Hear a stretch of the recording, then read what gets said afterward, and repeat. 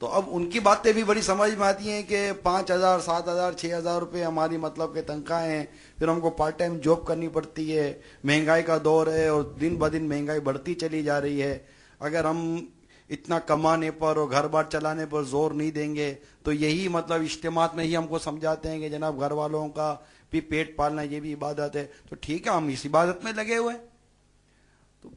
تو میں نے عرض کی تھا کہ کمانے سے تو منع کیا ہی نہیں نا، بے شک حسب ضرورت کمائے آدمی، طلب الحلال واجب علی کل مسلم، حدیث پاک میں کہ کسب حلال تو حسب ضرورت جو ضروری ہے مسلمان کے لیے۔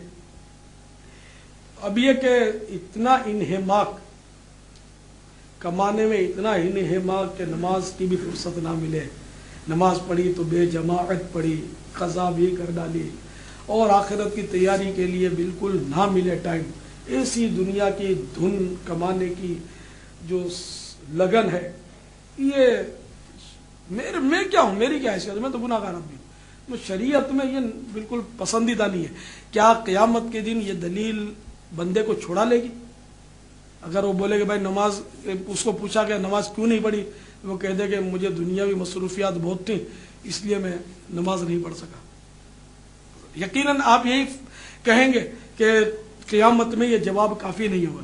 تو جب آپ خود یہ کہہ رہے ہیں قیامت میں یہ جواب کافی نہیں ہے تو اب دوستوں کی باتوں میں نہیں آنا چاہیے۔ ہم بھائی جماعت سے نماز پڑھ لیں گے، یہ آپ کے اجتماع میں آنا پھر کیوں ضروری ہے؟ دیکھیے آپ الحمدللہ اجتماع میں آئے، آپ کو کیسا جذبہ ملا؟ یہ بات تو ہے، جذبہ ملا نا؟ یہ بات تو ہے۔ تو اجتماع میں اس طرح کی بہت ساری برکتیں ہیں، بلکہ اس میں تو ایسے ایسے کرم نوازیاں ہوتی ہیں، اللہ اللہ۔ وہ شرح الصدور ایک قبر اور موت کے احوال پر بہترین کتاب ہے جو ایک اللہ کے نیک بندے نے، ولی اللہ نے لکھی ہے، حضرت سیدنا شیخ جلال الدین سیوطی شافعی رحمت اللہ تعالی علیہ، جنہوں نے جاگتی حالت میں 75 بار سرکار نامدار صلی اللہ تعالی علیہ وآلہ وسلم کا دیدار کیا۔ سبحان اللہ، ماشاءاللہ۔ ولی اللہ نے کتاب لکھی ہے، اس میں ایک واقعہ لکھا ہے کہ ایک صاحب کا انتقال ہو گیا، تو انتقال کے بعد کسی نے خواب میں دیکھ کر پوچھا ما فعل اللہ بکا، اللہ تعالیٰ نے آپ کے ساتھ کیا معاملہ کیا؟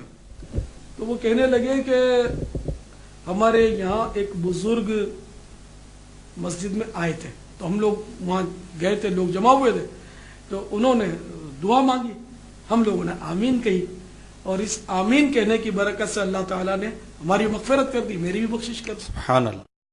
تو آپ اجتماع میں آئے تو دعا ہوئی نہیں ہوئی؟ الحمدللہ، کیا زبردست دعا ہوتی ہے آپ کے یہاں تو۔ گوروں کے لوگ کر رہے تھے نا، الحمدللہ۔ تو یہ ایک فائدہ تھوڑی ہے، پھر علم دین آپ کو حاصل ہوا ہوگا، بہت ساری معلومات ملی ہوں گی جو ہو سکتا ہے کہ پہلے نہ ملی ہوں، درست باتیں بھی سیکھی ہوں گی آپ نے۔ یہ درست فرما رہے ہیں، یہ تو آپ اجتماع میں آ کر تو ہم نے تو دیکھا ہے بڑے بڑے بدماش، جرائم پیشہ، قاتل، ڈاکو، بعض اوقات ایسے سدھر جاتے ہیں کہ مبلغ بن جاتے ہیں۔ اجتماع میں بہت برکتیں ہیں۔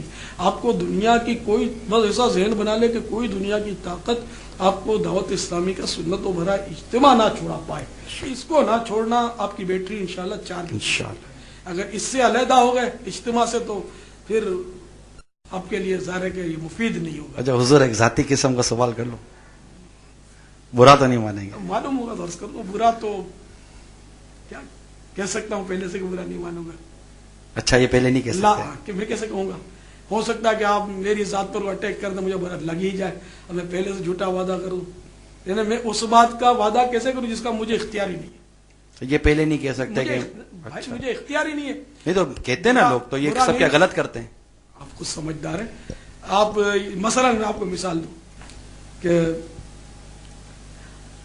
آپ سے ایک سوال کرتا ہوں، آپ برا نہیں ماننا کر کے آپ میرا کوئی خانگی مسئلہ ایسا چھیڑیں کہ جو میرے لیے مطلب یعنی کہ تکلیف دہ ہو، آپ ہی سمجھدار ہیں، ہر ایک کے ساتھ ایسے خانگی معاملات ہوتے ہیں، تکلیف دہ ہو، تو اب بتائیے کہ مجھے برا لگے گا نہیں لگے گا؟ لگے گا نا۔ تو اب اس لیے میں پہلے سے کیسے کہہ دوں کہ مجھے میں برا نہیں مانوں گا؟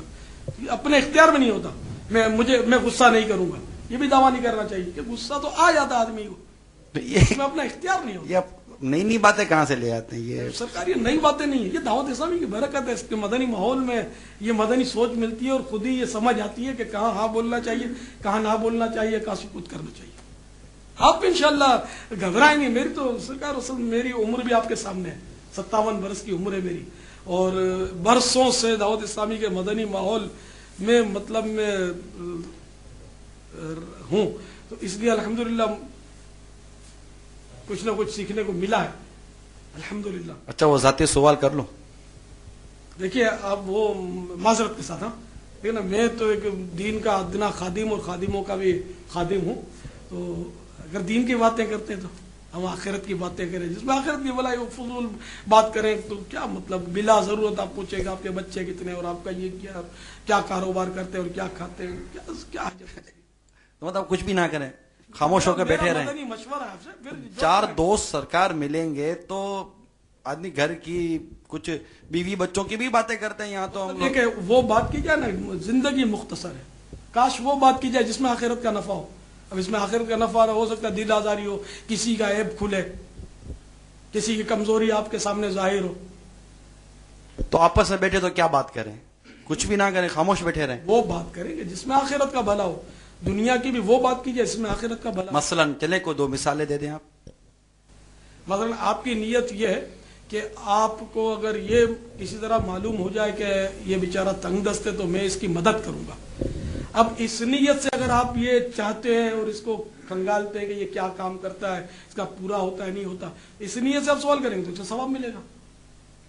और खाली टोह में पड़ते हैं यार ये मांग कर तो नहीं खाता, कि मैं भी तो इसकी तरह मतलब वंड खाओ तो नहीं बन जाऊंगा। ये वंड खाओ क्या होता है? ये ना मांग कर खाने वाले को हमारी, हम लोग असल मेहमान है तो अच्छा, हमारी तो हमारी जो है वंड खाओ, इस तरह का एक जुमला मैं माजरत चाहता हूँ।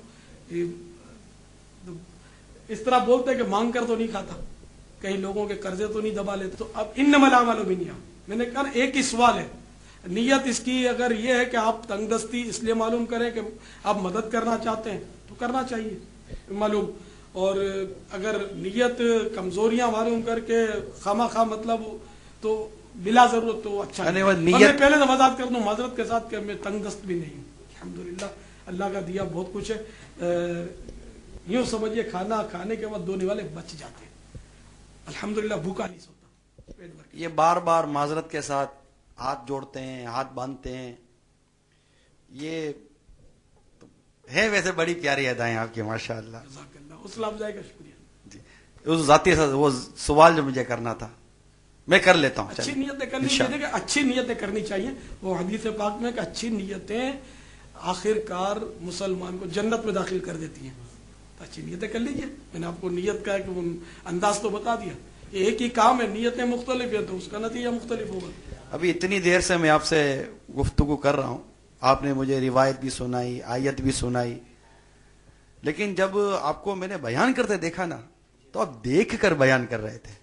आपकी बातों से मुझे लगता है कि माशाअल्लाह आपके पास मालूमात और इल्म है, लेकिन बावजूद इसके आप वो बयान देख कर रहे थे, इसकी कोई खास वजह? फिर ये भी मैंने आपको देखा कि बयान करते हुए आप अगर आंख उठाते भी थे या मतलब नहीं देखते थे तो भी आंखें आपकी ज्यादातर बंद रहती थी। ये कुछ ऐसा सवाल अंदर पैदा हुआ, मैं पूछ लूं आपसे, अब बुरा मत मानिएगा, ये एक जाती सा सवाल था। मैं खुश हो जाऊंगा अगर आप ये मुझे जवाब इरशाद फरमा देंगे, लेकिन वो अब खड़े खड़े मैं ही थक गया हूं। अगर आप बैठेंगे तो मैं बैठ सकूंगा। सुभान अल्लाह, मैं नियत कर लेता हूँ, एक मुसलमान की दिलजोई कर रहा हूँ, मुझे सवाब मिलेगा। जज़ाकल्लाह। हुजूर बहुत बहुत शुक्रिया, आप बैठ गए, मैं भी खड़े खड़े थक गया था। क्या करूं, असल में वो थोड़ा वजन बढ़ गया ना मेरा। दावत इस्लामी के मदनी माहौल में अल्हम्दुलिल्लाह एक फैज़ान सुन्नत है, उसमें पढ़ी जाती है जो मस्जिदों में, उसमें एक बाब है पेट का कुफले मदीना, उसको पढ़ लीजिए। उसमें ऐसे नुस्खे वजन कम करने के शायद ही आपको कोई डॉक्टर भी बताए, क्योंकि डॉक्टरों को भी उसकी तारीफ करते देखा गया कि डॉक्टरों को भी पीछे रख दिया पेट का कुफले मदीना नामी किताब ने। अल्हम्दुलिल्लाह उसको पढ़ेंगे इंशाअल्लाह आसान नुस्खे मिलेंगे। आसान तो नफ्स पर तो खैर आसान नहीं है इतना, लेकिन है नुस्खे। कुफले मदीना क्या होता? मदीना सुना, पेट सुना, ये कुफले मदीना